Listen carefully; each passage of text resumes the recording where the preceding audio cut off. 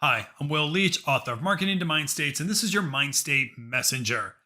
In today's world where there's just so many companies out there saying anything they want to say, trying to get their customers or their employees to do whatever it is they want to do, now more than ever is a time for us to create business leaders. Now, you might be sitting out there and you're thinking to yourself, well, how do you actually become a leader? And then it's probably one of those things that honestly nobody will ever be able to fully define. However, there are some studies that have been shown to help you increase your leadership potential, particularly as it relates to business leadership. Meaning, are you setting visions for your employees and your customers and leading your employees and your customers to take them to a better place? So today I want to talk a little bit about what behavioral science shows are some good qualities, some things you should be working on so you can become an even greater, better version of the best business leader you've ever had. So first off, what you want to try to do is establish an in group. So there has to be a common rally. There has to be a common objective for you to rally your troops, for you to get your employees excited and motivated to move in one direction. So I like to call that is in group, like create an in group bias. But also sometimes the easiest way to do it is to actually form an out group.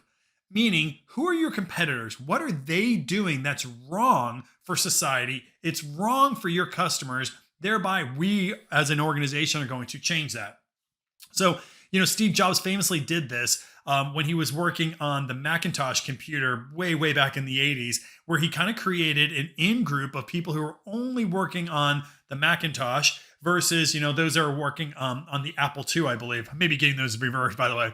But the idea is that internally in his organization, and I'm not so sure if he's the best leader, by the way, but he created a massive in group inside his own organization, and he created a competition between two groups to get the best out of the Macintosh group. So how can you create an in group that will rally your own employees around a common objective?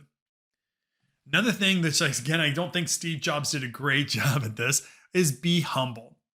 Think about the greatest leaders of all time. I mean, if you think about Martin Luther King Jr. or Mahatma Gandhi, these people intuitively are humble because they're really focused more on, others than they are themselves. And we tend to follow people that are humble, that they're not above us, And so in business, especially, it's really important for you to establish a bit of a humbleness. So, are you having meetings, or buying, lunch or whatever for your employees? Are you scared to tell employees when you made a mistake? Or giving credit for an entire organization to the ones who actually did the work, the organization. So try to be as humble as you can, because oftentimes we follow those people that we believe are humble. Another thing is, if you are going to establish common vision and you kind of have this humbleness to you, it's still very important for you to be able to be very simple, clear, and concise. Now, I had a vice president at PepsiCo who was the most amazing person at doing this. He could take the most complex situation, and no matter what, he could boil it down to three things, which is funny because it was always three things. But he was incredibly good at doing that. So he exhibited all these incredible qualities. But in essence, his ability to break things down into something that's very simple, clear, and concise was really useful to rally the troops and making sure that everybody is kind of on the same objective. Another thing you want to think about is tapping into your own passions.